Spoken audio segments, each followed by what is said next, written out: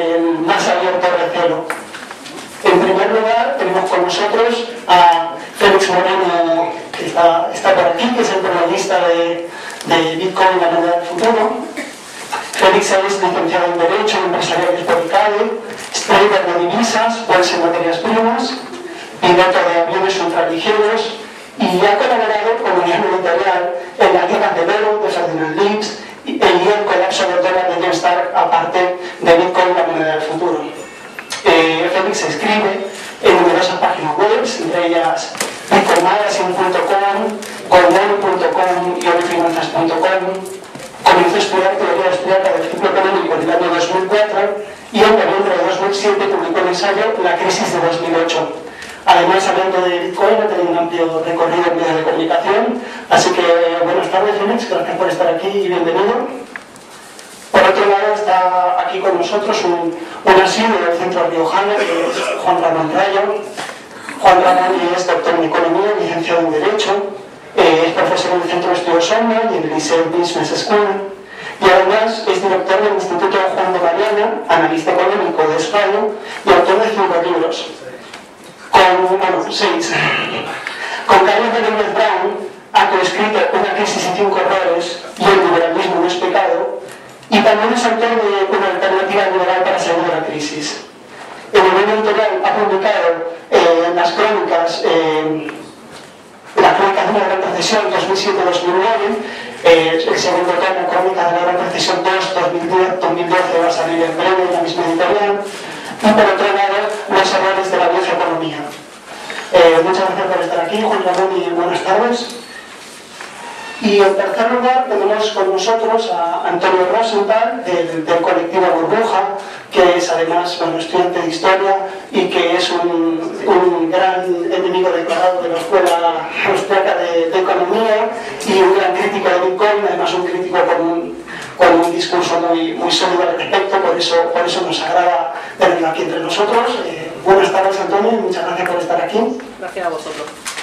Bueno, queríamos agradecer también a Juan Pablo Marcos, director de una editorial, a Juan Manuel González Otero, que es coordinador de este proyecto, y a Eduardo Gutiérrez García, que es el autor de la magnífica ilustración de portada. Ya para terminar, quisiera decir unas palabras acerca del libro. Cuando el dinero de curso forzoso, el dinero fiat, alcanza sus más altas cotas de descrédito histórico, el Bitcoin, que es una divisa electrónica protegida contra la inflación, descentralizada y de uso voluntario, se erige en una alternativa que aboga por el definitivo divorcio entre la moneda y el Estado.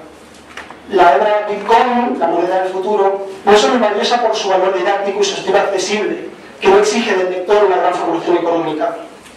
También es valiosa porque, aparte de responder con claridad a cuestiones fundamentales, como qué es y cómo funcionan los bitcoins, cuáles son sus ventajas y su importancia, también cómo podemos hacer para todo el mundo de bitcoins, cómo funciona la minería del bitcoin, o qué diferencia existe entre el bitcoin y otros proyectos de moneda electrónica.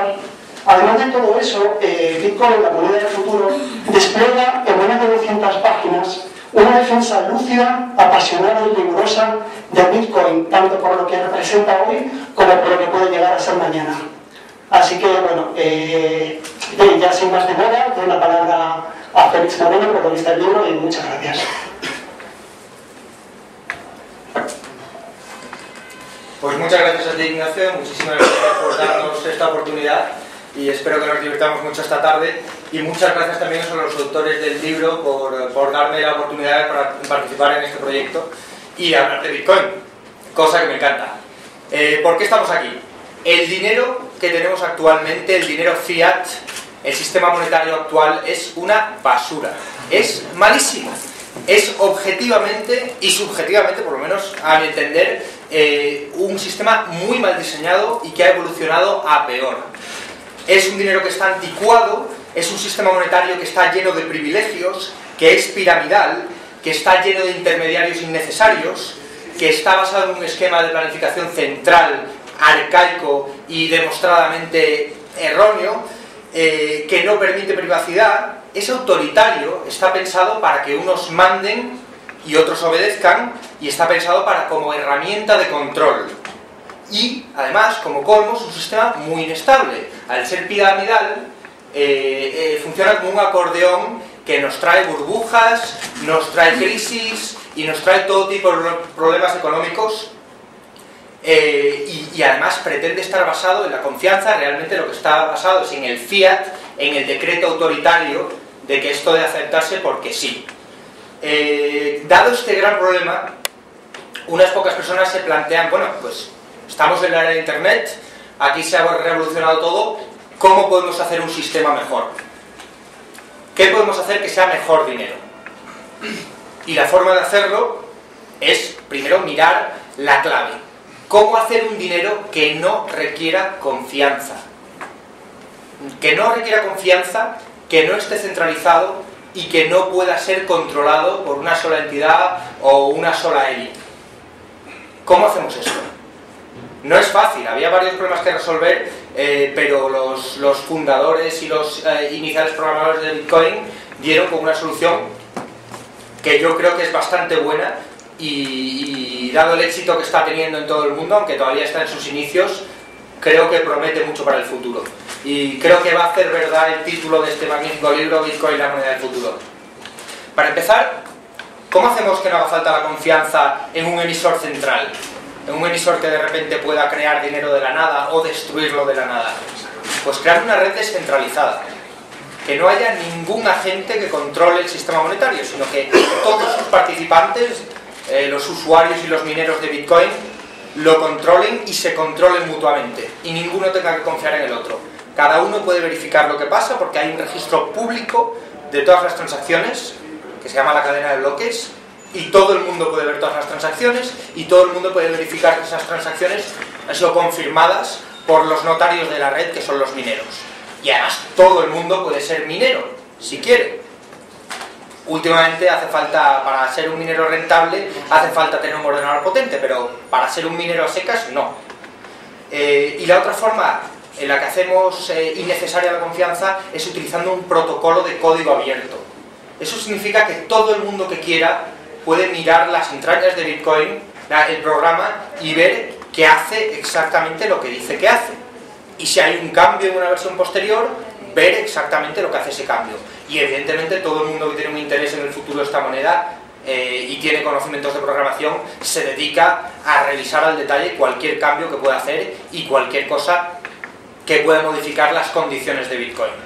Ese protocolo de código abierto además hace que cualquiera que no acepte el protocolo o que incluya una modificación no aceptada en el protocolo sea rechazado automáticamente por toda la red, con lo cual no se pueden gastar los bitcoins dos veces, no se puede controlar, cambiar la cantidad de bitcoins que se van a generar, ni su ritmo de generación y muchas más cosas. El resultado de todo esto es una moneda más segura. No una moneda digital, porque el euro, el dólar y el yen ya son monedas digitales en un 95%. Una moneda a secas, más segura y además un sistema de pagos global e instantáneo. Cosa que todo el mundo en Internet venía pidiendo a gritos desde hace años y que por fin, gracias a Bitcoin, se puede convertir en una realidad. Todavía no lo es. La moneda tiene muchas economías de red y Bitcoin es una comunidad muy pequeña todavía, pero creciendo muy rápidamente. Poco más, le pasaría la palabra a Juan Ramón, pero eso sí, espero que luego haya un turno de preguntas y respuestas. Vale, muchas gracias a Félix, muchas gracias a Unión Editorial, muchas gracias al Centro Riojano. Bueno, mi charla espero no extenderme mucho porque son intervenciones breves, pero versa. A mí me ha pedido que haga un poco el papel de escéptico, es un papel que no soy, pero soy un escéptico en parte confiado, con lo cual, bueno, intentaré combinar todo esto a ver qué sale. Ya sabéis que el Bitcoin se dice que presenta problemas para su encaje dentro de la teoría austríaca, y en parte puede ser cierto. Se dice que presenta problemas con el teorema regresivo del dinero de Mises, no estoy de acuerdo. Básicamente porque el teorema regresivo del dinero de Mises prácticamente no dice nada, con lo cual es difícil ser incompatible con algo que no dice nada. Lo siento para quienes creyeran que esto es una piedra angular de algo, no lo es. Sí presenta más problemas, sin embargo, con lo que más lógicamente debería ser y es la base de la teoría del dinero de la escuela austríaca, que es la teoría de la liquidez de Karl Menger. Entonces, Voy a intentar ver cómo se puede buscar un encaje dentro de la teoría de la liquidez de Menger de Bitcoin, pero que es un encaje aún así problemático o en parte problemático. Vamos a ver, dinero vendría a ser aquel activo que los agentes incorporan dentro de sus balances, dentro de sus saldos, como el más líquido, como el que confían que sea el más líquido para realizar transacciones en el momento en el que lo deseen sin coste alguno. Por tanto, en principio cualquier activo se puede terminar integrando dentro de estos saldos de tesorería que vendrían a calificar lo que es o no es dinero. Lo que pasa es que obviamente los activos que ocupen esta posición tienen que cumplir ciertas propiedades, y las propiedades ideales de un activo monetario, el dinero, son muchas. Podríamos empezar a describirlas, pero sobre todo hay una que es fundamental, que es la estabilidad del valor. ¿Estabilidad del valor ante qué? Pues hay muchas estabilidades posibles del valor, y de hecho cuando un activo las reúne todas es el dinero ideal, pero no siempre se dan todas a la vez, e históricamente no siempre se han dado, ni mucho menos todas a la vez. Entonces, ¿estabilidad ante qué? Pues estabilidad ante cambios geográficos, estabilidad espacial, es decir, que yo por el hecho de que salga de unos territorios dados, mi activo monetario no pierda absolutamente valor. Otra sería estabilidad temporal, es decir, que con el paso del tiempo mi activo monetario no se deprecie. Y otra sería estabilidad ante cambios en la cantidad, es decir, que por el hecho de que yo quiera de golpe vender muchos de mis activos monetarios no sufra una merma muy seria en el precio unitario, en el valor unitario de cada uno de estos activos. Como digo, un bien puede cumplir funciones parciales del dinero, aunque no sea estable ante cambios espaciales, ante cambios temporales o ante cambios de cantidad. El dinero fiduciario o moneda fiduciaria actual es un ejemplo. La moneda fiduciaria no tiene una estabilidad de valor espacial, salvo en parte el dólar, porque una vez se sale de los confines territoriales de un país no es aceptada. No tiene especial estabilidad temporal, es decir, con el paso del tiempo, en 20 o 30 años se apreció prácticamente del todo, pero eso puede ser relativamente irrelevante desde la perspectiva individual. Otra cosa es desde la estabilidad macroeconómica. ¿Por qué es irrelevante? Porque yo lo puedo endosar y lo puedo invertir en algún activo que al menos me proteja de la inflación. Pero sí es relativamente estable ante cambios en la cantidad, ¿de acuerdo? Por tanto, para ciertos usos sí que se puede utilizar. Entonces, ¿cómo se logra esta estabilidad del valor del dinero? Pues la estabilidad se puede crear por dos vías. Una, que es la que expone Menger, que es partir de un bien que obviamente no empieza siendo dinero, porque si no sería una petición de principios, un bien que sin ser dinero al principio es muy útil descentralizadamente para mucha gente. Con lo cual, como se sabe que de partida o de base ese bien es muy demandado por muchos agentes, el resto de agentes pueden confiar en que su valor es relativamente estable a unos mínimos y empezar a incorporarlo a sus saldos de tesorería. Y cuando lo incorporan a sus saldos de tesorería, obviamente el valor de ese bien se incrementa porque su demanda es mayor.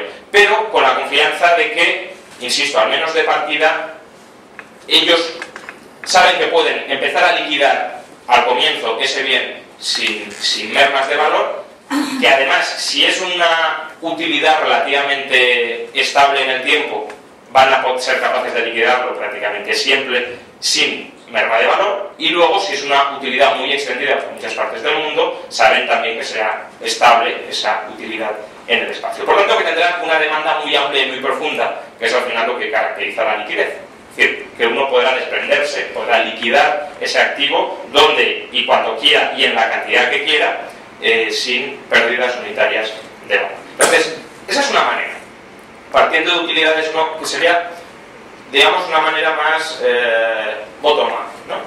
Partiendo de utilidades descentralizadas, emerge un orden que sería el orden del dinero. Entonces, ese sería el dinero tal como lo describe Menger en su artículo El origen del dinero, o su libro sobre el dinero. Pero no es la única posibilidad. También es posible crear dineros top-down, es decir, desde arriba. Que esto es lo más quizá conflictivo con la teoría austríaca, no necesariamente. Menger no dice que sea imposible, de hecho deja abierta una línea de investigación como que se puede estabilizar el valor de un activo si hay alguien que lo está demandando de manera muy intensa, si hay alguien que se compromete a recomprar cualquier cantidad que tú le vendas de ese activo, y eso es lo que sucede justamente hoy, por ejemplo, con el dinero estatal.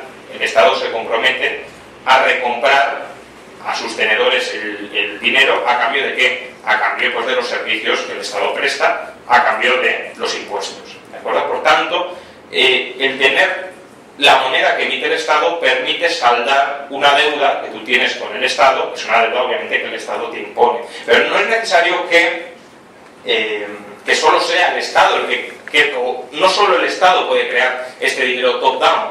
En general, cualquier comunidad de pagos tiene capacidad, en principio, de crear medios de pagos internos entre ellos, siempre y cuando ese compromiso a que los partícipes de esa comunidad de pagos te van a recomprar el dinero sea creíble. El problema es ese, precisamente, que el compromiso no siempre es creíble. En el caso de los estados es tan poco creíble que a largo plazo sabemos que no va a ser así, por eso hay inflación y por eso se deprecia el dinero. En el caso de comunidades privadas, el problema es que en cualquier momento esas comunidades se pueden disolver, esas comunidades pueden romper los contratos, por tanto utilizar medios de pago, promesas de pago, ya sean convertibles o inconvertibles, de esas comunidades de pago es problemático a largo plazo. Y de hecho, si os fijáis, los únicos medios de pago que sosteniblemente a lo largo de la historia han terminado subsistiendo son las promesas del Estado. ¿Por qué? Porque el Estado siempre está ahí y le interesa copar el sistema monetario, con lo cual una cierta apariencia de que va a hacer las cosas bien y de que al fin y al cabo su dinero es necesario, lo va a acometer. Y luego los medios de pago de la banca, pero no de cualquier banca, sino de una banca que está protegida y privilegiada por el Estado, sobre todo actualmente. ¿Bien?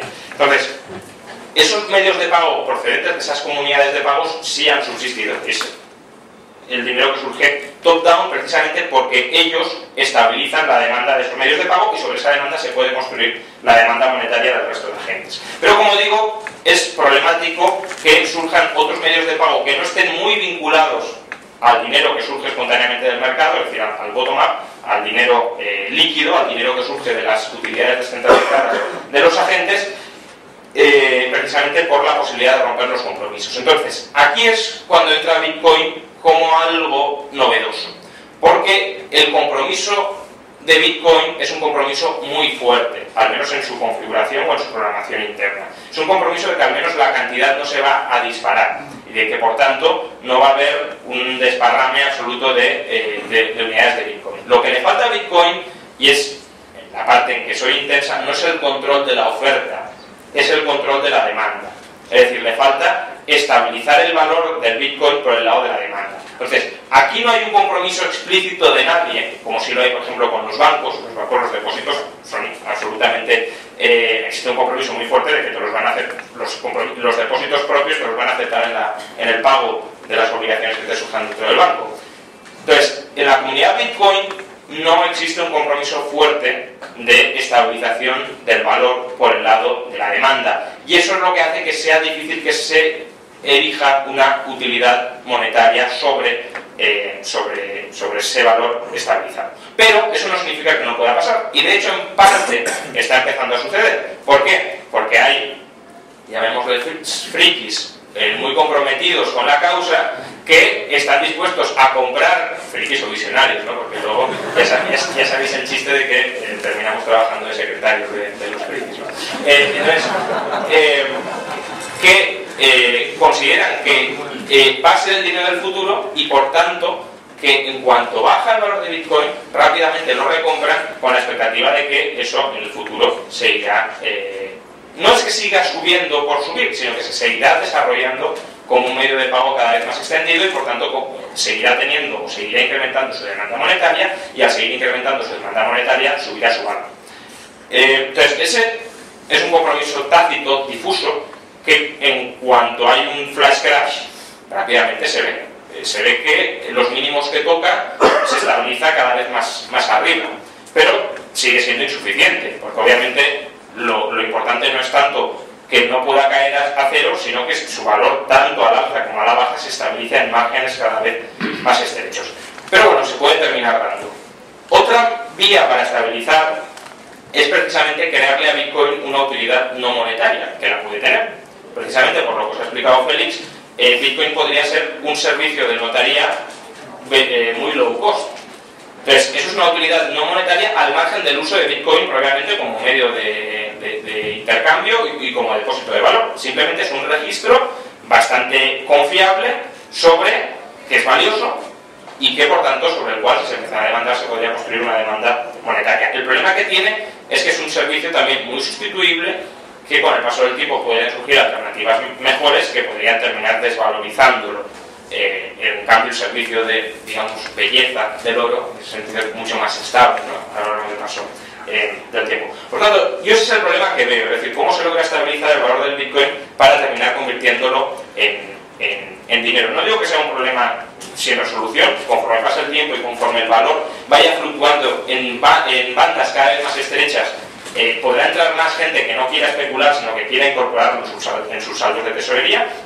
Incluso, otra manera de estabilizarlo, que no lo he comentado, si algún gran operador de mercado se comprometiera a aceptar bitcoins como medio de pago, pensemos en Amazon, eso obviamente también te generaría una demanda mínima para poder tú comprar en Amazon, porque Amazon se está adquiriendo el compromiso fuerte de aceptar bitcoins. Pero lo importante es que las acepte, y ese es el paso que ya veremos ir, no de manera vinculada al dólar o al euro, sino como unidad de cuenta propia de Amazon. Y eso es mucho más complicado de lo que está sucediendo ahora, pero no digo que no sea imposible, porque si mucha gente empieza a utilizar bitcoins y por tanto si Amazon empieza a tener gastos en bitcoins, también le interesa tener ingresos en bitcoins que no estén vinculados a los movimientos especulativos en dólares, porque lo que le interesa es tener las posiciones de entradas y salidas de flujos de caja cuadrados.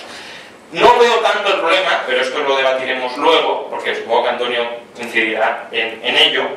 No veo tanto el problema de la deflación, ¿de acuerdo? No creo que Bitcoin, por el hecho de ser deflacionista, porque sí que tiene en su código genético la deflación incorporada, eso suponga un problema si se combina Bitcoin, eso sí, obviamente, no con el 100% del coeficiente de caja, que sería problemático, entonces sí, sino con un sistema de pagos a crédito, es decir, de promesas de pago de Bitcoins, que lo que permitan es acelerar la velocidad de circulación de Bitcoin y, por tanto, contrarrestar esa tendencia deflacionista. Al final, termino, el problema de la deflación no es un problema de que los precios caigan poquito a poco porque el dinero es algo más escaso. El problema de la deflación es el problema de la deflación crediticia, es decir, cuando se empiezan a destruir en grandes cantidades medios de pago que estaban basados en el mal crédito, y como es un crédito que no se puede pagar, es un crédito que se destruye, que descoordina y que presiona a la baja los precios de los bienes y a su vez además realimenta la demanda de dinero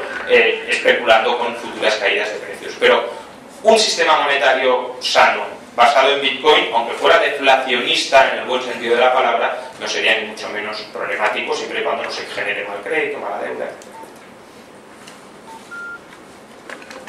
¿Antonio? Bien, pues muchas gracias por vuestra amable invitación. A mí me resulta muy agradable estar aquí porque asumo que toda la audiencia es profundamente admiradora de las ideas liberales. Y a mí me parecen unas ideas de base muy interesantes y fundamentalmente admirables. Además, asumo que todos ustedes son seguidores de la obra de Juan de Mariana. Y a mí me parece que la obra de Juan de Mariana es muy interesante también, de base. Y ahora me gustaría hacer un pequeño inciso. Si yo digo que el cielo es azul, nadie le va a dar importancia porque es obvio que el cielo es azul, todos ustedes lo saben. Así que hay un montón de autores, de grandes autores a lo largo de toda la historia, que no dijeron cosas que consideraban obvias. De hecho, las consideraban tan obvias que decían esto de repetirlo es tontear. Y cuando los copistas se hacen a mano duele. Bien, si recuerdan, Juan de Mariana era, entre otras muchas cosas, jesuita. Y como buen jesuita que era, se ceñía a la regla de la orden jesuita, por la cual, cuando una persona tenía bienes y otra persona la necesitaba, estaban obligados por devoción a su orden, devoción a la justicia y devoción al amor a la divinidad, a entregárselo a la persona que estaba más necesitado, y a partir de ahí empezábamos a hablar de lo que es el funcionamiento de la solidaridad social y la economía. Que Juan de Mariana en concreto además era un profundo pensador sobre cuestiones económicas, cierto, y la escribió, porque con su vida continuamente hacía apología de lo que era la orden jesuita a la que pertenecía. Me gustaría que esto lo tuvieran en cuenta, porque hay una frase preciosa de San Pablo en su carta a los Corintios que dice: y aunque tenga toda la fe suficiente para mover montañas, si no tengo amor, no soy nada. Y luego hablamos de dinero. Bien, ahora volviendo al tema de lo que es el Bitcoin y lo que es el dinero en general, hay que tener en cuenta detalles. Aquí hemos hablado de descentralización y que el sistema actual es un sistema piramidal.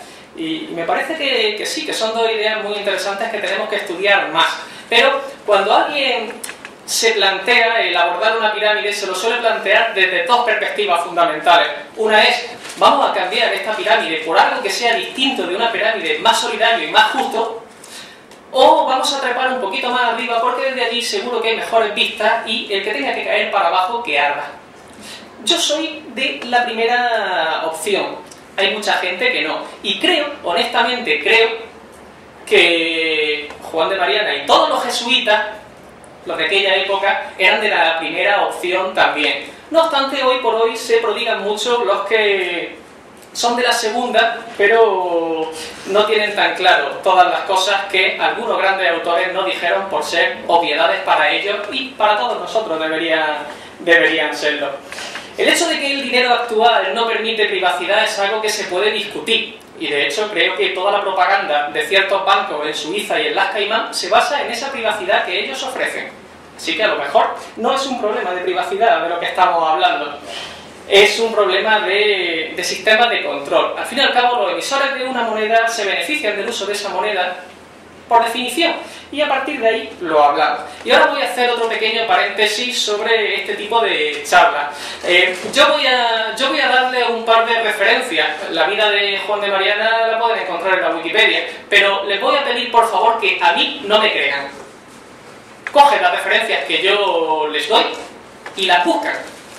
Esto obedece a dos razones. La primera es que creo que si nos ponemos aquí a debatir sobre la excelencia de un aparato tecnológico que no deja de ser un sudoku complicado, probablemente parezca esto una reunión comercial, y yo creo que ustedes son perfectamente capaces de pensar y recordar, y merece muchísimo la pena, sobre todo inspirándose en grandes autores como Juan de Mariana, por ejemplo, y otros muchos autores jesuitas. Y la segunda, por lo que se llama el efecto dormilón, que es una forma de fomentar el cambio de actitudes a partir de argumentos contrapuestos. Si tú coges y pones argumentos que se defienden de una forma muy sólida y pones argumentos que se defienden de una forma algo menos sólida contrapuestos, los primeros argumentos, los que parecen mucho más sólidos, se van a ver reforzados. No a corto plazo inmediatamente, pero en cuanto la gente se vaya por ahí y empiece a madurar en su mente las cosas que ha escuchado, eso va a tener peso y va a tener repercusión. Si yo fuera comercial y quisiera venderles algo, yo pondría a gente tremendamente competente a favor de eso que quiero vender y a alguien no tan competente en contra de eso que quiero vender. Y los competentes se lo comerían bonitamente, pero sin ninguna piedad, sin ninguna excepción. Y todo mi público se quedaría perfectamente convencido de la grandeza y maravilla de ese objeto que yo pretendo vender. Imagino que podrán ver las analogías sustanciales a las que me estoy refiriendo, ¿no? Bien, a mí me gustaría que tuviéramos en cuenta un detalle que ya han apuntado los compañeros, y es que no hay absolutamente ningún dinero que no se base en la confianza de que eso va a ser útil, aunque sea la confianza de que yo se lo voy a poder endosar a otro, sin más, ni siquiera el oro. La tradición que utiliza el oro parte de dos elementos fundamentales: que no se oxida, no se gasta, y que en entidades primitivas es muy dúctil, así que es muy fácil hacer avalorio, hacer objetitos bonitos con él. Y además es mucho más fácil de portar. Si tú te pones un collar de granito puede ser un poco más incómodo, ¿no? Y ahí acaban todas las ventajas del oro como sistema. Es decir, el oro no se come, el oro no coge... sirve de pisapapel brillante, así que te permite encontrar las cosas en la oscuridad, pero ahí se acaba toda su utilidad. Excepto una. Para los aficionados a la alta magia, a la magia formulaica medieval, es necesario tener una gran cantidad de oro para hacer candelabros y cosas así, en las que quemar velas y este tipo de historias. Eso en tradición. Luego está la opción pobre, que consiste en hacer los candelabros con cobre y dorarlos al mercurio, porque siempre hubo clase, y de lo que se trata en realidad es de, señores, o nos gusta la pirámide y queremos trepar en ella, o lo que queremos es deshacernos de la pirámide y entonces buscamos un sistema que sea mucho más solidario y mucho más justo. En el sentido en el que hablaba San Pablo, en el sentido en el que hablaba Juan de Mariana y un montón de otros jesuitas. Muchas gracias.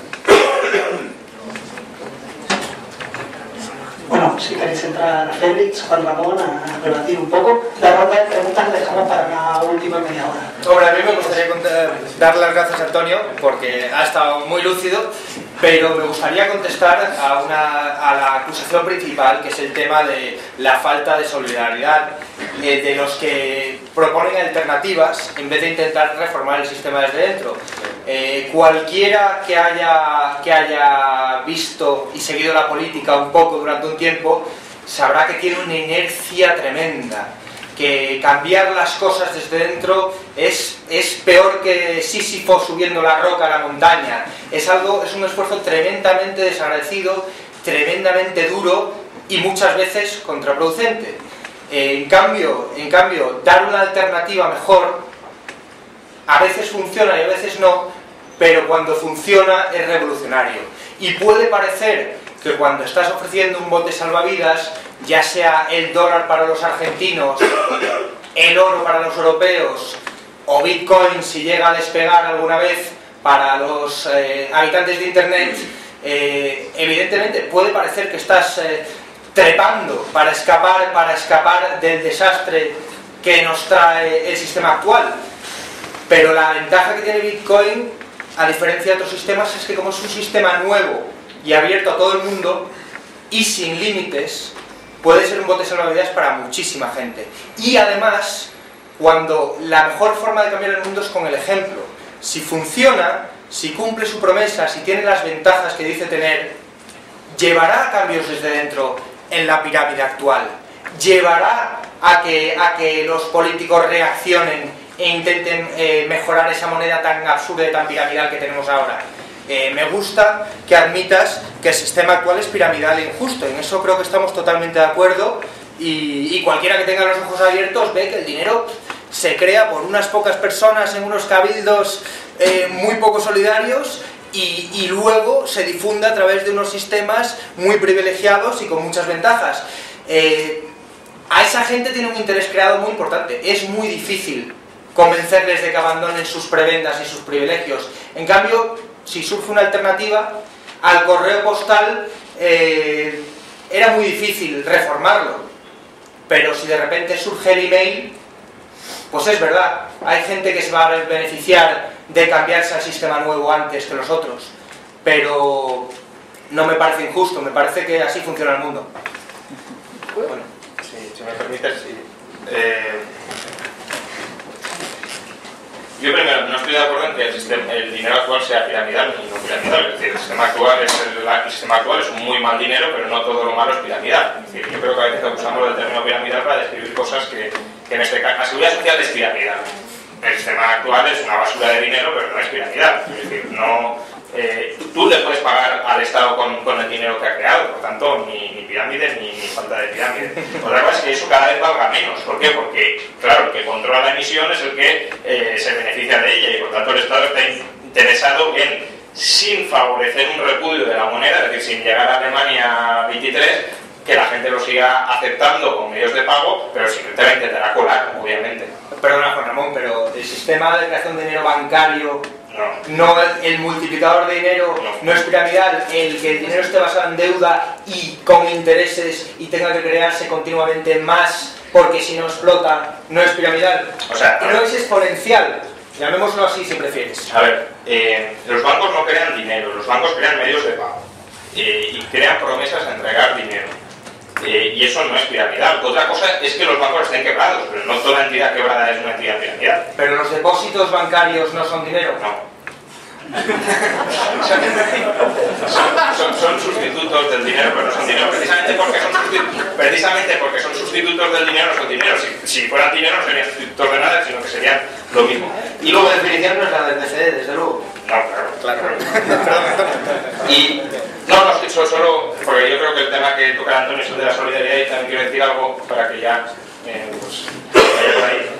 Yo no sé por qué tenemos que mezclar las cuestiones monetarias con la solidaridad. Es que no le veo ninguna relación. Es decir, la solidaridad, la queramos voluntaria, la queramos coactiva, que yo lo segundo no le llamaría solidaridad, pero bueno, entiendo que lo podéis llamar así.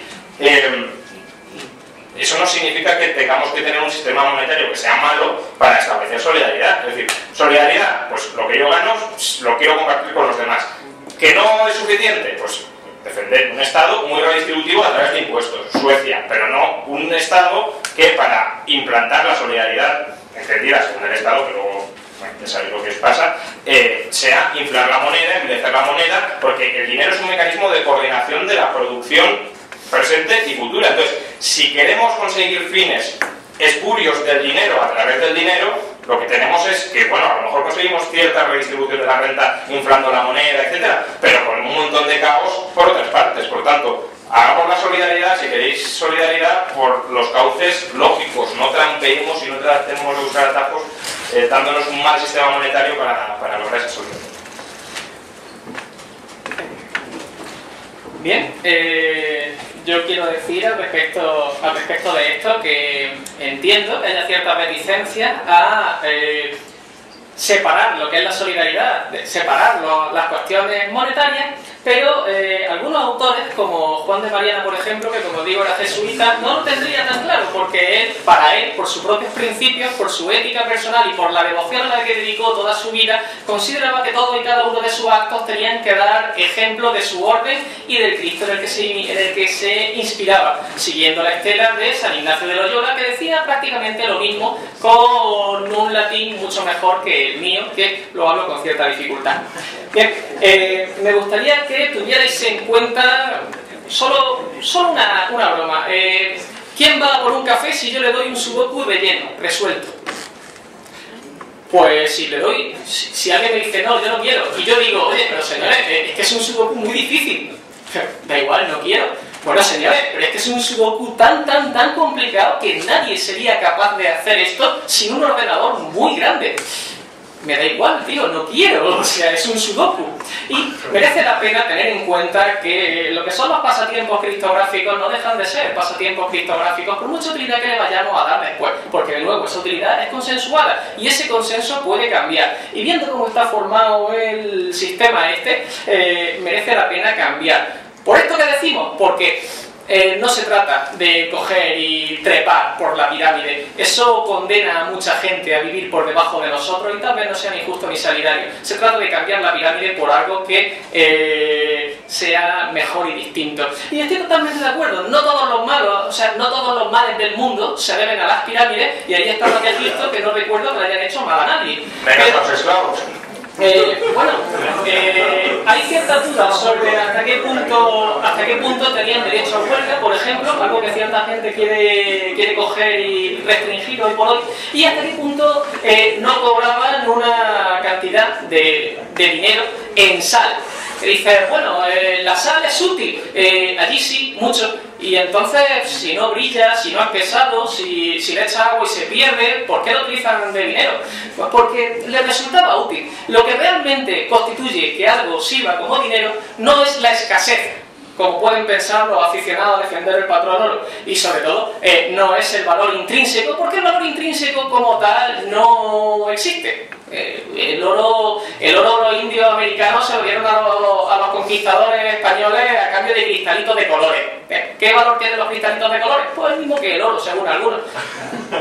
Señores, no tiene un valor intrínseco, salvo, como ya he dicho antes, para los aficionados a la magia, que yo no sé si aquí habrá mucho Aleister Crowley, pero yo creo que si para eso nos sirve, mejor dejarlo, ¿no? Antonio, pero entonces, ¿por qué en épocas donde la confianza se ha socavado, es decir, en épocas de guerra, en épocas de caos, en épocas de derrumbamiento de civilizaciones, lo que ha terminado siendo aceptado ha sido el oro. Cuando no tenías, además, nadie desde arriba que lo impusiera porque se estaban deshaciendo los incendios. ¿Te refieres a cuando se utilizaba tabaco allá por las colonias de Virginia, por ejemplo? Es que no solo se tiene por qué utilizar el oro. Si se utiliza tabaco, ya no hay ningún problema. Es que, a ver, sí. ¿Tú crees que el tabaco es un buen dinero, por ejemplo, para mantener su valor a lo largo del tiempo? Hombre, para mí que no fumo es suficiente. Yo me imagino que haya gente que lo vea peor. Pero permítame que continúe. Pero ¿tú crees que es un buen dinero para mantener su valor a lo largo del tiempo? Permítame que continúe un momento con algunas de las cosas que habéis dicho. Señores, alguien ha comentado aquí hace un momento lo que es el kit de la cuestión. Esto lo hacemos así y así funciona el mundo. Muy bien, salgan a la calle y piensen si este mundo funciona tal y como nos gustaría a todos y si no merece la pena esforzarse por mejorar. Bien, pues si merece la pena esforzarse por mejorar, no merece la pena esforzarse por pensar algo que sea mejor que este mundo actual y que estos sistemas monetarios que son un reflejo fiel de este mundo. Y de hecho, ya lo comentaban por aquí, alguien con un ordenador tremendamente bueno desbanca a todos los demás. Bien, esto lo que hace, en realidad, por volver a la analogía del patrón oro, es eliminar la posibilidad de que un tipo con una mula y un pico tuviera su día de suerte y encontrase un filón. Porque o tienes el pico de marca Acme definitivo y una mula maravillosa, o eres perfectamente incapaz de competir con los que van a dedicar una parte importante de sus recursos a hacer esto. Una pequeña matización a eso. La realidad es que la lotería de los bitcoins que se generan nuevos, el que tiene solo la mula y el pico, el que tiene una CPU, tiene posibilidades, pero tiene muchas menos posibilidades que el que tiene una excavadora, igual que cuando se saca oro del suelo. Es cierto, pero eso no significa que no pueda tener suerte. Es, al fin y al cabo, en parte aleatorio. Y luego quería comentar que la criptografía, los sudokus complicados, en Internet tienen mucha utilidad. De hecho, tienen más utilidad en Internet los criptogramas de lo que la sal lo tenía para los egipcios. Bueno, a mí me va a perdonar, pero lo que hace que se mantengan los alimentos para que puedas comer mañana, pasado mañana y dentro de 3 días, me parece que tiene muchísima utilidad para los egipcios, por muy divertido que sea jugar al World of Warcraft o a cualquier tipo de sistema que puedan desarrollar códigos criptográficos competentes, ¿no? O por mucha NSA que pueda estar por ahí financiando estudios. Luego, hay un detalle también bastante divertido que es el tema de... perdona, es que escribo notas muy rápido y luego me pierdo. Cualquiera puede coger y hacer una analogía con cierto tipo de presidentes que no entienden su propia letra, pero me parece que ese tipo de cosas a veces pasan. Señores, si, como ha comentado el compañero Félix, cualquiera puede tener suerte, pero la probabilidad de que esa suerte se dé depende del equipo que tienes, exactamente igual que en el mundo real, nos volvemos a la idea de quizás este mundo real merezca un par de cambios que sean importantes por solidaridad y por justicia, y a partir de ahí tenemos que empezar a pensar. Luego, desde el momento en que el sistema es deflacionario, cuando una gente encuentra una serie de bloques, los bloques disponibles para todos los demás se reducen. Y bien, si los bloques disponibles para todos los demás se reducen, lo que yo encuentre con mi maravilloso ordenador, tal que este, por ejemplo, hará que mis compañeros puedan encontrar muchos menos. Así que es aleatorio, pero alguien está marcando las cartas. Y como yo no creo en los errores espontáneos, pues creo que merece la pena tener cuidado con este tipo de sistemas, porque a poco que se piense, pueden tener bastante inquina. Al fin y al cabo, como habéis dicho, no se trata de cambiar el mundo es así y esto es un reflejo del mundo. Bien, vamos a intentar imaginar un mundo mejor, a lo mejor podemos. Hombre, Antonio, creo que esa acusación es injusta. Estamos intentando cambiar el mundo a mejor, pero una cosita a la vez. No lo puedes cambiar todo de golpe. Entonces, el Bitcoin intenta cambiar el sistema monetario, reimaginarlo y hacerlo mucho más justo, pero no intenta eliminar el dinero. Y yo creo que el dinero tiene una cierta utilidad para la sociedad y no queremos hacerlo desaparecer. Queremos hacerlo menos defectuoso que el que hay ahora mismo. Y por otro lado, quería contestar al tema de que alguien marca las cartas. La gracia del código abierto es que todo el mundo puede ver las cartas igual. todo el mundo. Sí, pero no todo el mundo puede comprar el último modelo de ordenador con el que picar mucho mejor, excluyendo a todos los demás. Eso tal vez sea marcar las cartas o reflejar que en este mundo real las cartas ya están marcadas. A lo mejor merece la pena. Y un detalle más respecto de este tipo de ideas. El dinero por consenso general no es un invento de los fabricantes de Sudoku. El invento por consenso general es una idea muy antigua y liberal. De hecho, la podemos remontar hasta hace muchísimo tiempo. El dinero fiduciario, o sea, el problema que tiene el dinero actual no está en el hecho de que sea fiduciario, está en cómo se establece el sistema de distribución y quién lo monopoliza. Hoy veía una página en internet por la cual el 80% de los tratos en Bitcoin corresponden a una sola entidad. Bien, eso a lo mejor podría ser un monopolio y según Adam Smith terminaría siéndolo. A mí no me crean. Vayan a las referencias que les doy y piensen. Juan, no sé si quería decir algo al respecto. A mí, la verdad que para discutir me gustan más críticas concretas y específicas a algo, porque si nos ponemos a divagar sobre lo humano y lo divino, pues no, la verdad es que me cuesta mucho concretar una crítica. No sé, es que, vamos a ver, un dinero limitado. Te voy a hacer algunas preguntas y si quieres tenemos por ahí. ¿Tú crees que la limitación de la cantidad, no que no se pueda producir ni una unidad más a partir de cierto momento, sino que en cualquier momento no se pueda producir cualquier cantidad, es una propiedad deseable del dinero? ¿Respondo ahora? Sí. Bien, eso nos lleva a plantearnos el marco teórico de lo que es la inflación. La pregunta es, ¿qué es la inflación? Pero ¿crees que es una propiedad deseable del dinero que no se pueda producir cualquier cantidad en cualquier momento? Respóndeme a la definición de qué es inflación y yo te digo si sí o si no, porque algunos autores opinan que en algunos contextos determinados es no solo deseable, sino... Cualquier cantidad. No creo que ningún autor diga que cualquier cantidad en cualquier momento. No creo que nadie diga cualquier cantidad. De hecho, en cualquier momento, y por eso me refiero a alguna cantidad en momentos muy concretos. Vale. Por favor, pero entonces yo te pregunto... La definición de inflación. Sí, un segundo. Entonces te pregunto, ¿cualquier cantidad en cualquier momento es deseable? No. Vale. Entonces la limitación cuantitativa, que no significa restricción absoluta de la cantidad, es una propiedad deseable del buen dinero, que por cierto si tiene el oro, que tiene, en mi opinión, de manera demasiado extrema Bitcoin, y que es deseable en un sistema monetario. ¿Qué es la inflación? Pues la inflación de precios, que suban los precios, y la inflación monetaria es envilecer el dinero, es decir, convertir malos activos en dinero.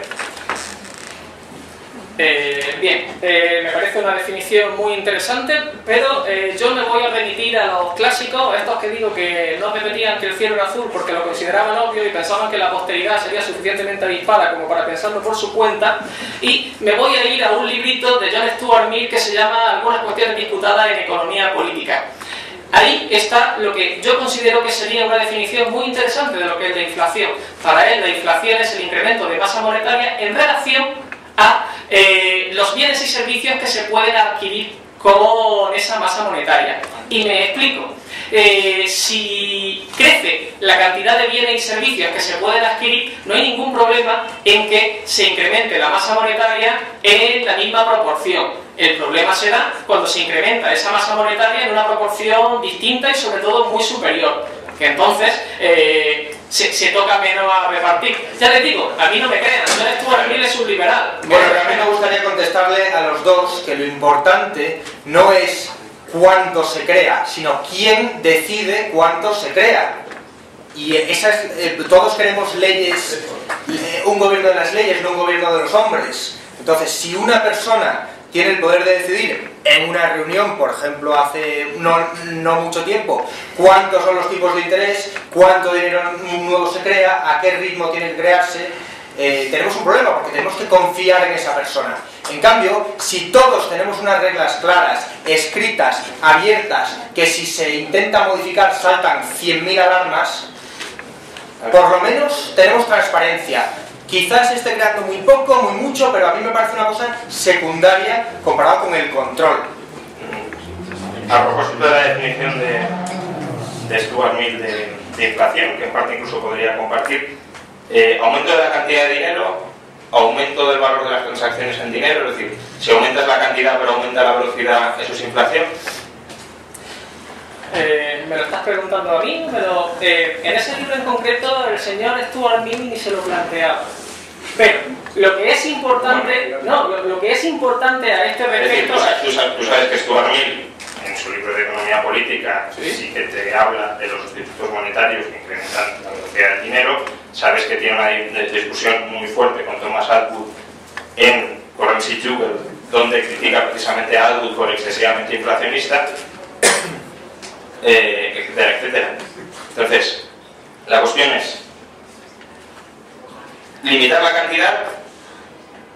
¿Estás de acuerdo en que hay que limitarla? Es decir, que no se pueda crear en cualquier momento cualquier cantidad de dinero, porque eso es la antítesis del dinero.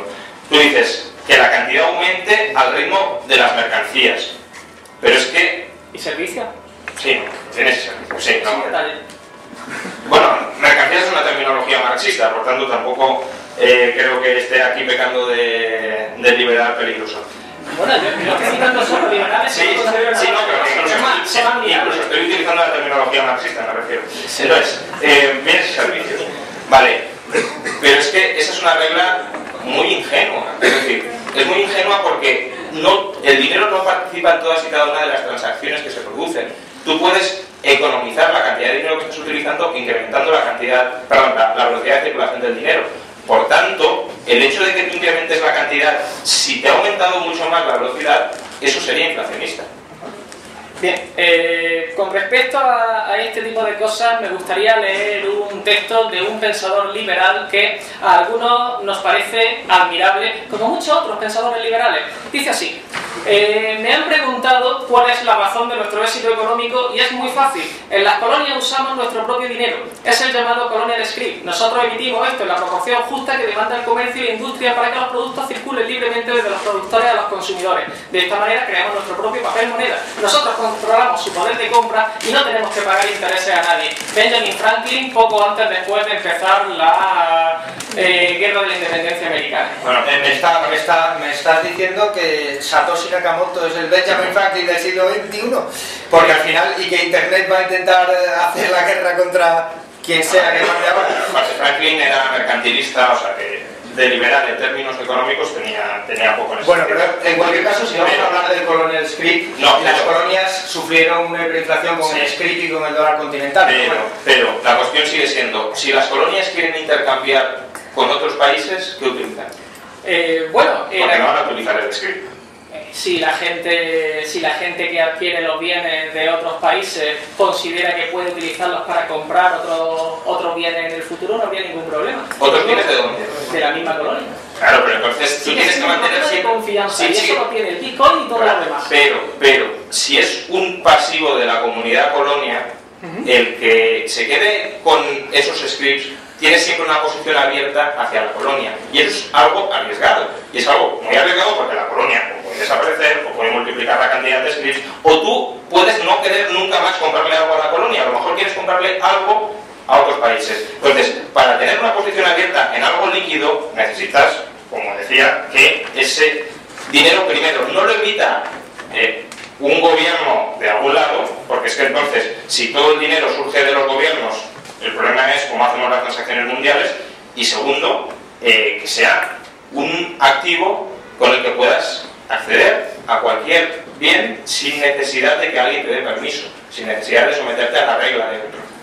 Entonces, si me disculpa, hay que reconocer que las colonias, muchas de estas colonias tuvieron problemas de inflación, tal y como ha dicho Félix. Hay que reconocer también que una parte importante de esos problemas se debieron a la guerra que provocaron los ingleses, que no estaban de acuerdo con este tipo de sistemas tan creativos, tan ingeniosos.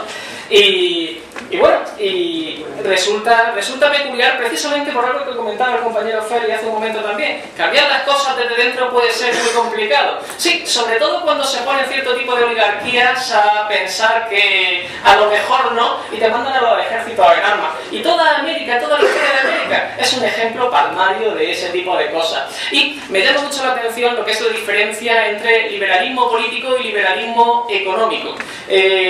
Porque es una diferencia que merece la pena tener en cuenta. Sobre todo porque muchas de las posturas que se defienden desde una perspectiva económica, luego cuando las trasladamos al plano de la política son éticamente cuestionables. Por ejemplo, pues considerar dictadura a corto o medio plazo como medio para conseguir cierto tipo de economía. Esta idea tan marxista la comentó von Hayek que en sus declaraciones al periódico Mercurio en su momento. Así que a mí me parece que creo que hay que tener cuidado con no ceñirnos a lo que es el liberalismo económico si nos quitamos de un plumazo lo que es la ética, lo que son los principios que todos esos liberales clásicos defendían. Sobre todo porque, como hemos comentado antes, no se trata de mantener la pirámide y no se trata de trepar por la pirámide, se trata de tratar de ser mejores que nosotros mismos hoy por hoy y que nuestra sociedad. Porque creo que podemos, y si podemos, probablemente debamos. Como decía Juan de María. Si defiendes un dinero consensual y un dinero que emerja de la sociedad, ¿por qué no defiendes un dinero libre y que no surja del curso forzoso? No, sí, yo defiendo un dinero libre que se establezca por consenso con otro tipo de mecanismos. Y me explico. Aquí está el diseño general. El diseño general del Bitcoin es deflacionario. La cantidad total está limitada. Tú has comentado que tal vez esté excesivamente limitada. ¿Cuál es la utilidad de esa limitación en la masa monetaria? Pues un compromiso con ello. Un segundito para corregiros a los dos. Pueden modificarse.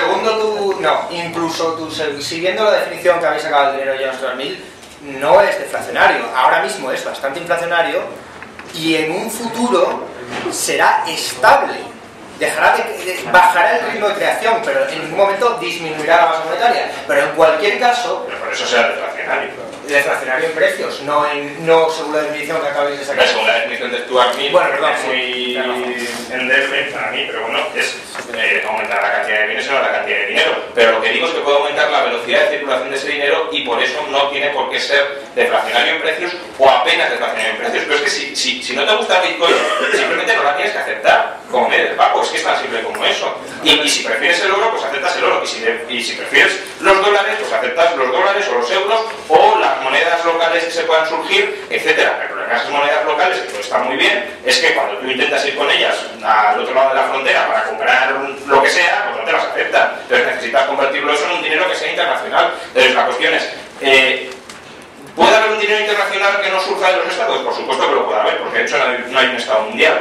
¿Y cuál es el mejor dinero con aptitudes para ser dinero internacional? Pues para mí es el oro. Félix quizá pueda decir que en ciertos contextos Bitcoin, en otros el oro, etcétera. Bueno, pero es que, ¿cuál es la crítica a eso? Porque es que yo querría responder a críticas concretas sobre el funcionamiento del oro, sobre el funcionamiento del Bitcoin, no sobre si es insolidario o falta de solidario, porque es que la solidaridad no es algo monetario.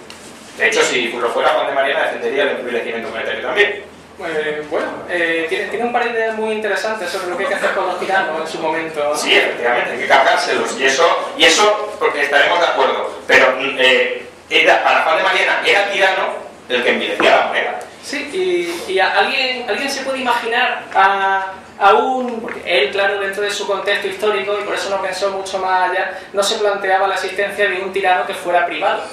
Pero hoy por hoy seguro que si nos ponemos a imaginar tiranos privados, a algunos se nos ocurre, ¿verdad? Pero eso no tiene que ver con la creación de dinero. Bueno, tiene que ver con los principios fundamentales y, hombre, sigue habiendo un mandamiento que es no matarás. Y yo creo que es mucho más positivo para la sociedad quitarle al tirano sus armas que matar a nadie. Si los señores, que pagan a sus soldados, si el César paga a sus soldados con la moneda estampada, con el denario, con su cara, y de repente le quitas a ese señor, si quieres cambiar el mundo de una forma pacífica, igual que se puede hacer con la imprenta, con la libertad de expresión, difundiendo ideas y luchando contra la censura, lo puedes hacer también luchando contra el monopolio monetario. Y una de las maravillosas cosas que ha traído esta nueva era de las criptomonedas es que no tiene por qué haber solo una.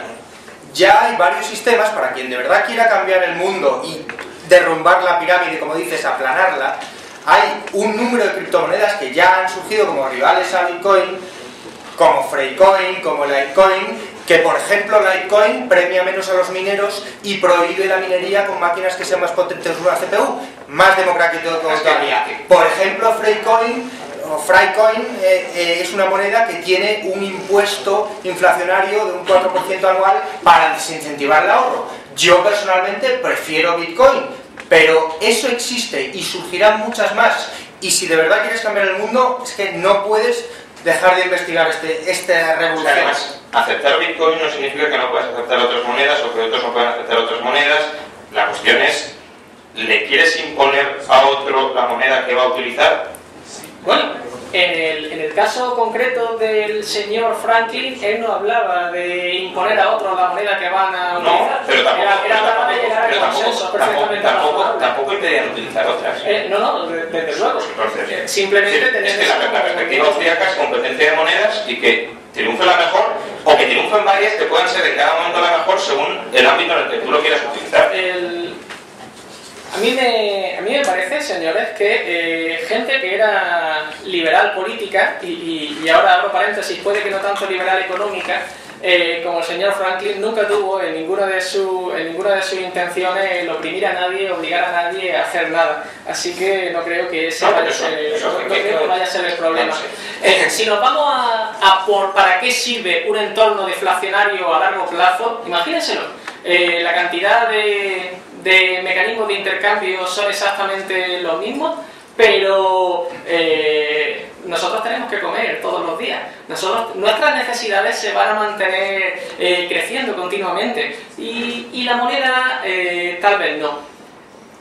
¿Qué utilidad puede tener eso? Pues yo que de barcos no entiendo, lo que suelo hacer es irme a los clásicos. Y hay una frasecita muy interesante que dice así: la contracción del capital de la sociedad o de los fondos destinados al mantenimiento del trabajo, así como reduce los salarios del trabajo, aumenta los beneficios del capital y consiguientemente el interés del dinero. Adam Smith, La riqueza de las naciones, que también era liberal y bueno, pues puede que Sí, casualmente Adam Smith defendía el patrón oro y la banca libre. Puede que económicamente Adam Smith no fuera todo lo liberal que pudiéramos desear, pero a mí me parece que sus intuiciones son interesantes. ¿Para qué sirve un sistema deflacionario? Es el sueño de todo rentista, sobre todo si la capacidad de extraer algo más deriva de forma crítica de la tecnología y por tanto de la cantidad que se puede permitir pagar en recursos básicos. Y cuando os pongáis a pensar en cómo se puede organizar esto, imaginad que se ha extendido y que luego 8, 9, 10 grandes corporaciones te dicen... Con deflación los salarios reales caen o suben. ¿Me estás preguntando sí. ¿Según Adam Smith? No, según tú. Bueno, yo soy... Yo me quedo con lo del sueño de los dentistas. Pero ¿cómo va a ser injusta si es lo que está planteando? O sea, está planteando que las clases laborales serán depauperadas por la deflación. Y yo pregunto, cuando ha habido entornos deflacionistas, ¿los salarios reales han crecido o han caído? Probablemente en todos los entornos deflacionistas en los que la necesidad se mantiene fija, los salarios reales bajan. Y como bajan los salarios... En Estados Unidos tuviste un entorno deflacionista y los salarios reales subieron muchísimo. ¿Durante cuánto tiempo? De 30 a 40 años. Más. No, 30 a 40. Sí. Eso es el periodo de posguerra civil, pero antes también hubo un periodo... Sí, pero no fue tan deflacionista, no fue tan acentuada la deflación porque tenías bancos y demás. ¿De qué periodo concretamente estamos Pues hablando? 1870 a 1914. 1870, 1914. 1914. Vale. Yo he prometido... No, pero es que también Inglaterra, a partir del 1820 cuando se restaura la convertibilidad, hasta 1860 cuando se hacen los grandes descubrimientos internacionales de oro, tiene inflación y los salarios reales crecen. Sí. Vale. Es decir, es que no hay ninguna incompatibilidad que caigan los precios y que el salario real, el salario vale por poder adquisitivo, con que los precios caigan más de lo que caen y por salirnos de cosas decimonónicas, Suiza mantuvo el patrón oro hasta 1998, si no recuerdo mal. Sí, pero ahí probablemente no tenías deflación.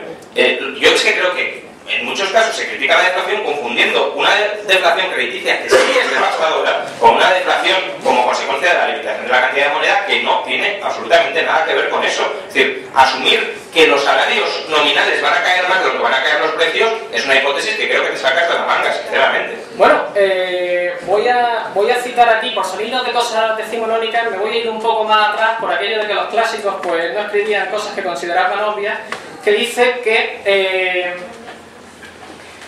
la causa de lo cual es que el dinero vale más donde y cuando hay falta de él que donde y cuando hay abundancia. Esto que luego lo puede encontrar en toda la corriente jesuita de nuestro siglo XVI, lo puede encontrar también en uno de los artículos que escribe Borja del Soto al respecto de este tipo de autores. Señores, cuando hay falta de dinero, el dinero vale más. Y cuando el dinero vale más, todo lo demás vale los bienes básicos también entre valen. ellos lo que es el trabajo. Y los bienes básicos que compra el trabajador con ese salario. Además, otra cuestión. Es decir, el entorno inflacionista sin hiperinflación más alto de la historia ha sido los últimos 40 años. Bien, ¿tú crees que en los últimos 40 años ha habido un aumento muy grande de los salarios reales? En los últimos 40 años, no. De hecho está demostrado que los reales han ido cayendo. Precisamente. Entonces, ¿la inflación ha promovido un incremento de los salarios reales? No. Probablemente lo que no haya promovido un incremento de los salarios reales sea cierto tipo de acciones contra lo que es la organización sindical. Bueno, pero entonces no mezcles cuestiones monetarias con todo eso.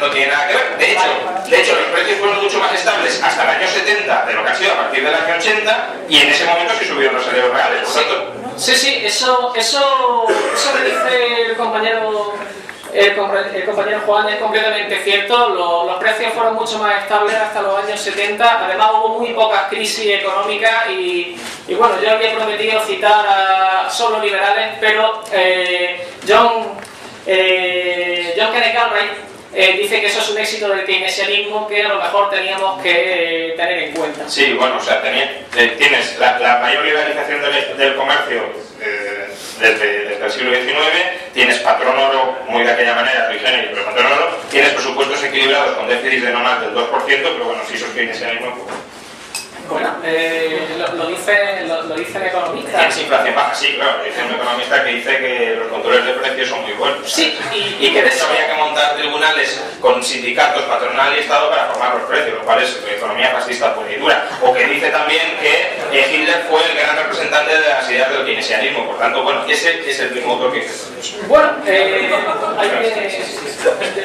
nuevo, teniendo en cuenta que von Hayek dice que a veces a corto y medio plazo una dictadura liberal, yo no sé qué es una dictadura liberal. Si alguien es capaz de describir una dictadura liberal, que venga aquí y me lo cuente. Una dictadura liberal puede ser necesaria para establecer una economía verdaderamente libre, y a mí me parece una barbaridad. Creo que todo el mundo, sea o no economista, es perfectamente susceptible de cometer errores. Y por eso, señores, a mí no me crean. Busquen las referencias y medítenlo.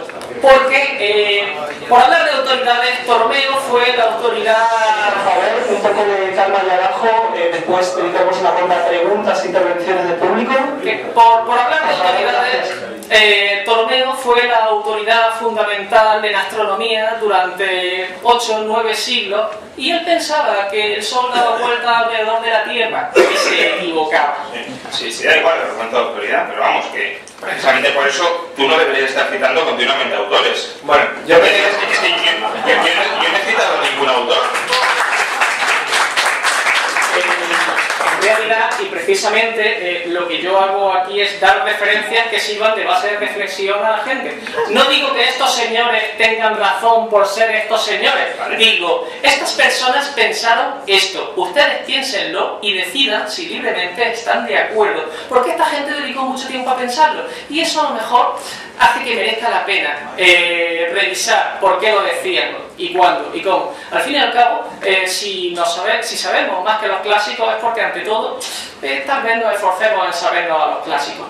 Sí, está bien. Si os parece bien, vamos a dedicar una última intervención por cada uno de los integrantes de la mesa redonda, porque el tiempo no es ilimitado. Juan Ramón se tiene que marchar a las 8, después nos gustaría en estos los últimos 30 minutos que el público puede intervenir. Veo que hay mucha ansia de intervención por allá abajo, así que no sé si quieres empezar tú, Félix, Sí, bueno, el que prefiera.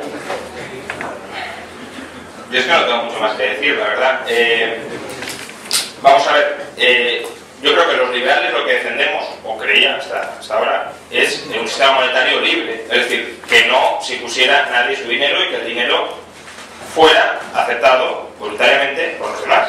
Y por tanto, que pudiesen emerger numerosos sistemas monetarios en competencia y aquel que sea mejor sistema monetario para las partes termine imponiéndose, pero no de manera definitiva, porque imponer no significa en ese sentido que venga el Estado y diga sino que habrá una cierta estabilidad en el sistema monetario hasta que surja algo mejor. Y cuando surja algo mejor, se sustituye. Eso no creo que vaya en contra ni siquiera de que los gobiernos emitan su propio dinero e intenten colocarlos como dinero de libre aceptación de los ciudadanos. Lo que no deberían hacer los gobiernos es forzar a que se pague con su dinero, a que todo vaya nominado en su dinero. Por lo demás, si un gobierno, si una administración quiere emitir su propia moneda para hacer fines diversos, pues a él, y si la gente lo acepta, como medio de pago y como depósito de valor, fabuloso para esa gente, o ya se encontrará con los problemas cuando el gobierno termine pagando. Pero por los mismos motivos, si la gente quiere utilizar bitcoins, si la gente quiere utilizar monedas de oro, si la gente quiere expresar sus patrimonios en oro o en bitcoins, ¿hay algún problema en ello? ¿Que se colocan arriba o abajo del lado de la pirámide? Yo creo que no. Yo creo que simplemente están intentando llegar a transacciones por las cuales les son mutuamente beneficiosas. Y luego, la solidaridad está muy bien, pero insisto, es como querer introducir la solidaridad en todo, y en el engranaje de un reloj no has de meter un papelito que ponga solidaridad porque el reloj dejará de funcionar. Entonces, en el sistema monetario, que tiene una función muy clara y es coordinar a los agentes económicos en el espacio y en el tiempo, si quieres introducir una solidaridad, a mi juicio malentendida, pero bueno, envileciendo la moneda, pues lo que te vas a hacer es, vale, a lo mejor el Estado se va a conseguir financiar, pero a costa de generar un caos por otro lado. Para eso es mucho más honesto y mucho más claro que apoyes un impuesto sobre las transacciones, sobre la renta, sobre los patrimonios, a que intentes financiar al gobierno o a la comunidad a través de un impuesto como es la inflación. Y esto también lo dijo Juan.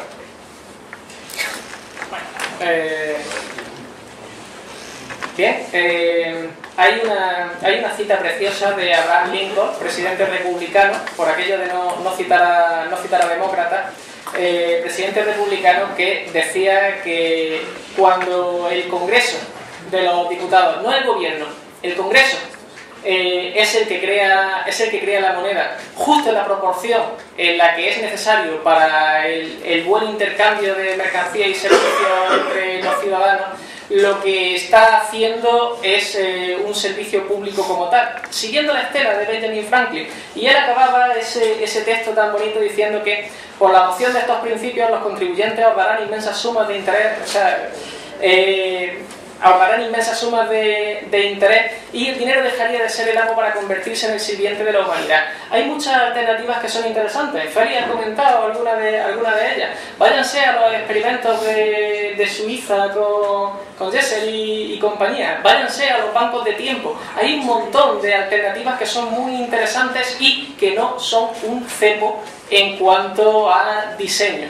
Porque lo que no podemos permitirnos es que volvamos a caer una y otra vez en los mismos errores, por aquello de que como seres humanos tal vez tenemos el derecho de pensar que podemos aprender un poco de un año para otro y de una era para otra. Y me gustaría que escucharan, es una cita de nuevo, discúlpenme, y reconocerán la voz. Voy a intentar que se oiga.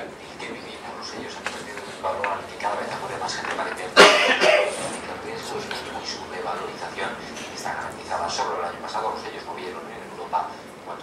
No se oye. Bueno, resúmelo. Lo que dice este hombre es que los sellos son un mercado emergente, que solo el último año movieron una cantidad ingente de dinero y que además los sellos nunca van a perder valor. De forma consistente, de forma puntual sí que pueden perderlo. Eso pasó un año antes de que chaparan Afinsa y Fórum Filatélico. Por si, de la misma forma que les hablé al principio de esta charla, van notando analogías que son condenadamente incómodas de ver. Muchas gracias.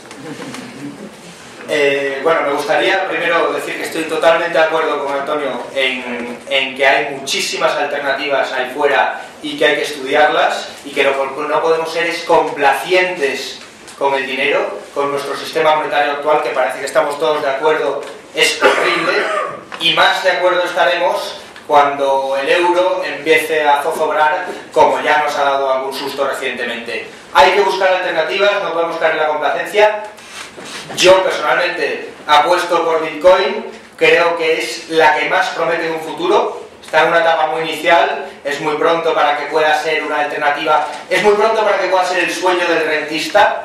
Hoy en día vivimos en la pesadilla del rentista. Al fin y al cabo está prácticamente prohibido ahorrar en España, incluso han limitado cuánto pueden pagar los depósitos.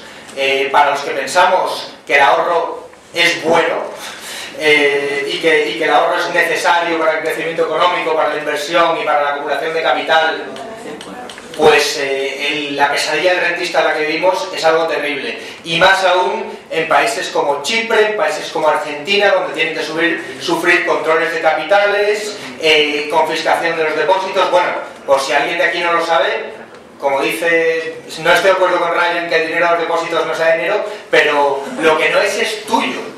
El dinero bancario de los depósitos de las cuentas a la vista, de las cuentas corriente, es del banco, por si alguien no lo sabía.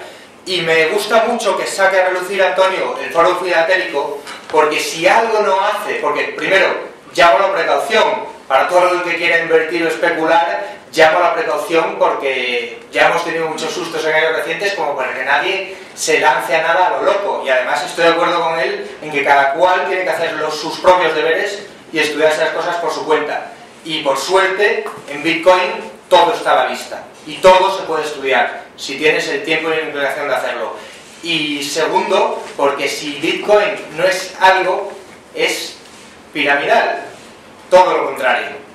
Es la estructura más horizontal y más plana que pueda haber. Entonces, recomiendo, comparado especialmente con nuestro actual sistema monetario, recomiendo a todo el mundo que se lo estudie, que se lea el libro y que dedique su tiempo a plantearse estos temas. Bueno, y luego también recomiendo al que quiera y tenga bitcoins que se pase luego por Doit en María de Molina 18 a tomarse una cerveza pagando con bitcoins. Gracias.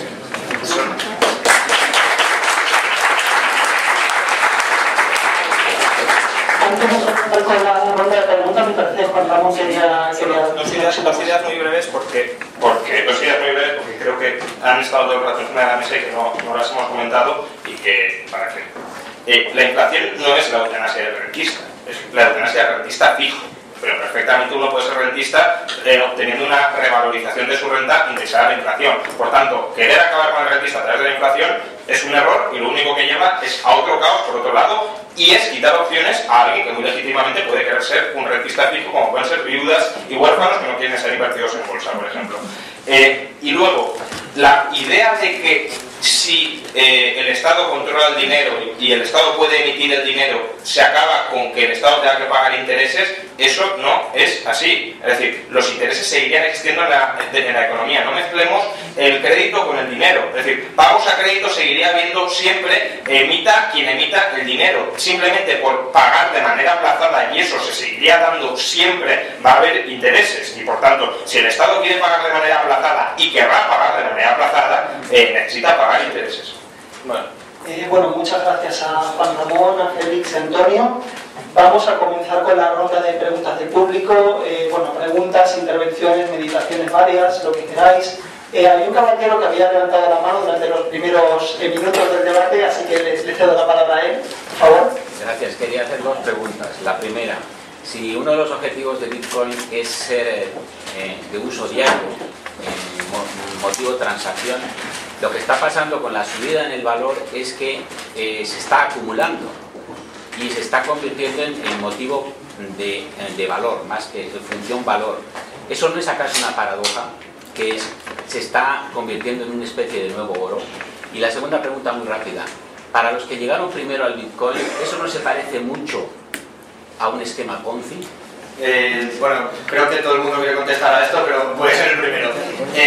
Me gusta mucho que saques el tema porque para empezar, la revalorización, yo pensaba como tú que la revalorización iba a paralizar la economía de Bitcoin, pero como todo es transparente y podemos ver el volumen de transacciones en tiempo real, puedes meterte en blockchain.info y verás que salvo 2 días de burbuja, que hubo unos movimientos brutales, las transacciones siguen creciendo y de hecho hay unas 60-70.000 transacciones diarias hoy en día. Esto sigue en pañales, el mundo es muy grande y yo calculo que hay menos de 2 millones de usuarios ahora mismo, pero son usuarios activos y se están comprando y vendiendo cosas en bitcoins. Y en cuanto a tu segunda pregunta, insisto, Bitcoin por definición no puede ser un esquema piramidal porque ni promete ni da rendimientos.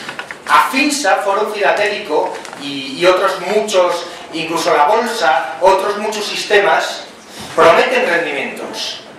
Un esquema piramidal o Ponzi es un esquema que paga a los nuevos los rendimientos, paga a los antiguos los rendimientos con dinero de los nuevos. Bitcoin no paga nada a nadie, es decir, puede estar sobrevalorado, puede estar más caro, puede tener volatilidad y desde luego si compras cuando está saliendo en las noticias seguramente compres mal, pero no es un esquema piramidal por definición, ni promete nada. Vamos a ver, la idea de que el dinero, el buen dinero tiene que estar continuamente circulando es una idea equivocada. Es decir, la función del dinero no es estar continuamente circulando, porque la función del dinero no es solo hacer intercambios en este momento, sino también intercambios en el futuro. Por eso está el atesoramiento. Es decir, si yo no encuentro ahora mismo nada que me guste en el mercado, lo atesoro y gasto más tarde. De hecho, al final el dinero, primero, siempre está en el balance de alguien. Y segundo, los agentes necesitan tener un fondo de liquidez en dinero para cubrirse frente a las contingencias precisamente por eso. Es decir, no gastar toda tu renta o todo tu patrimonio, mejor dicho, ahora mismo, sino tener una parte en un mecanismo líquido que te permita hacer transacciones cuando quieras. Entonces, en ese sentido, que los agentes estén acumulando bitcoins no es necesariamente malo. No digo que sea bueno, pero no es necesariamente malo, porque si Bitcoin quiere convertirse en dinero mañana, necesita una base de gente que lo esté atesorando casi por sistema durante mucho tiempo, porque esa es la demanda intensa que estabilizaba su valor de la que os hablaba al principio, que es la precondición para que se convierta en un dinero de uso generalizado. Otra cosa es que se esté acumulando de manera especulativa, es decir, yo compro no porque crea que esto es mi saldo líquido, sino porque espero que se revalorice y por tanto en cuanto pueda lo voy a colocar. Ahí sí puedes tener una caída de precios, pero que ni siquiera, o sea, sí, un pinchazo de precios de Bitcoin, pero que ni siquiera es inexorable, porque en tanto en cuanto esa gente con esas manos débiles que lo estén especulando luego quieran liquidarlo y entren manos fuertes, y podrían entrar manos fuertes, eso se estabilizaría. No digo que no tenga que caer, pero sí digo que no existe una necesidad inexorable a que caiga. Con lo cual, que se esté acumulando, pues bien, es que es parte del proceso de monetización de un bien y es que ningún bien es dinero sin que haya amplios saltos de tesorería entre los agentes. Bien, pues tal como tú dices, la subida y bajada que hace este tipo de sudokus complicados es espectacular. De hecho, si te vas a la gráfica, son funciones exponenciales y eso no tiene ningún sentido, salvo que haya alguien que se esté haciendo de platino por detrás. Cuando te vas a algunos estudios de alguna gente, el otro día, después de un artículo que comentó, o sea, que escribió el compañero Juan Ramón, otro economista reputado, Sally Martín, escribió otro artículo de réplica diciendo que eso tenía pinta de burbuja, pero de manual. Y luego el compañero Juan Ramón contestó que no, que en realidad aquello no era una burbuja. A mí me parece que algo que cuadruplica su valor en 30 días, tiene todas las papeletas para hacerlo. Y sobre todo, hace que los primeros que están ganen y los últimos que llegan pierdan y pierdan mucho. ¿Que no es un esquema Ponzi? Bueno, no creo que el que pierde su valor note la diferencia, pero si nos ponemos a afinar es posible que lo vea concreto. Y luego, señores, párense a pensar en correlaciones. Es decir, está demostrado que el valor del Bitcoin se incrementa en función de las búsquedas que hay por internet de información sobre este tipo de monedas y por tanto de la información que se publica sobre este tipo de monedas. Por supuesto, es una correlación, no hay una atribución causal fácil, Pero lo que es un hecho es que si yo tuviera una cantidad importante de Bitcoin y estuviera deseando vendérselo al primer primo que pasara cerca, lo que haría sería fomentar actitos y difundirlo por la red para que la gente se entusiasmara y entrase en saco a comprar. A los primeros no les pasaría la guillotina, porque me sirve una vez, no dos. Pero 4 o 5 capas más tarde de nuevos clientes sí es verdad que les daría un susto, porque hay un principio de todos los jugadores de póker y es que a la gente se la esquila todas las veces que se pueda, pero se la desolla solo una vez. Antonio, pero que se busquen información sobre Bitcoin en Google no significa que se esté publicando mucha información, significa que la gente la está buscando. Otra cosa es que cuando la gente busque, obviamente se tratará de producir, pero las búsquedas simplemente te indican la demanda de información, y la correlación no es entre algún ente que esté tratando de manipular el mercado publicando información, porque además la publican blogueros individuales que no creo que respondan a los intereses de nadie, sino lo que en finanzas se conoce el momentum. Es decir, Bitcoin estaba en su momentum, había un recalentón de gente que no sabía ni qué era Bitcoin y que estaba entrando y que por tanto buscaban Bitcoin, pero correlación no es causalidad, y desde luego y desde luego no es la causalidad de esto, ya lo dijo, pero luego que estaban proporcionando información para calentar el precio, y desde luego no es que los proveedores de información sean los que tengan interés en Bitcoin, porque es que además los proveedores de información que estaban diciendo cuidado con la burbuja que va a pinchar, por tanto difícil que sea eso. Bueno, había algunos que no tenían tan claro que fuera una burbuja. Y... No, yo no, digo que no era una burbuja. Es decir, el hecho de que algo caiga no significa que sea una burbuja. No, o que suba. Ahí está la gravedad para demostrarlo, pero vamos. Sí que me gustaría recordarles que a pesar de todo el rendimiento que esto pueda parecer, como digo, es sobre todo para los primeros que entraron, como en cualquier tipo de monopolio. Los que ya están asentados, cuando llegan todos los demás, son los que pasan la guadaña y se llevan por delante que no haga falta. Y que todas las estafas, desde la primera a la última a lo largo de la historia, se basan en el interés, en la avaricia que tienen los que luego resultan estafados. Nadie se metió al foro filatélico pensando en que iba a perder dinero, como nadie compró Bitcoin cuando valían $266 para pensar que después se iba a encontrar con algo que valor de mercado... ¿El iPhone es una estafa? ¿Es un esquema piramidal? ¿El iPhone? No, pero a lo mejor Apple... Bueno, no las acciones, sino el iPhone. Es decir, que un empresario sea el pionero y sea el primero en lanzar un producto y en quedarse con las grandes rentas que se derivan inicialmente de ese producto hasta que el resto le copie, no es un esquema piramidal. Nadie está pensando en esto, yo proporciono un servicio que quieren los consumidores, y como soy el único que lo está haciendo, porque el resto son tan tontos que no lo están haciendo, o no han pensado, no se quieren esforzar, etcétera, para generar satisfacción, me quedo con la mayor parte del pastel, pero en cuanto te llegan los imitadores, esas ganancias se diluyen. Pero eso no es que nadie esté programando nada. Vamos a tratar de continuar con las preguntas para no dilatar mucho. Había... sí, precisamente. Sí, yo quería saber vuestra opinión sobre si la confiscación que se está llevando, que se ha llevado en Chipre y que se está llevando en general por parte de los estados a la sociedad civil en esta crisis ha sido una causa del aumento brutal que ha tenido de precio y de la popularidad de Bitcoin. Sinceramente, yo he seguido muy de cerca todo ese ruido mediático, y yo creo que, como siempre, los periodistas buscan la explicación donde más aparente o más fácil es. Bitcoin llevaba una burbuja en Bitcoin en el año 2011, llevaba estabilizado prácticamente 9 meses, y a partir de los últimos meses del año pasado estaba ya creciendo poco a poco y no se ha disparado hasta enero, febrero, que ya ha sido... ¿Por qué hablas de burbuja? Es decir, porque no estoy de acuerdo con tu definición de burbuja. Pero ¿cuál fue el máximo? Y no me asusta hablar de burbuja. ¿Cuál fue el máximo que logró en la anterior burbuja? 32. ¿Ahora cuánto está? A 110. ¿Ahora es una burbuja?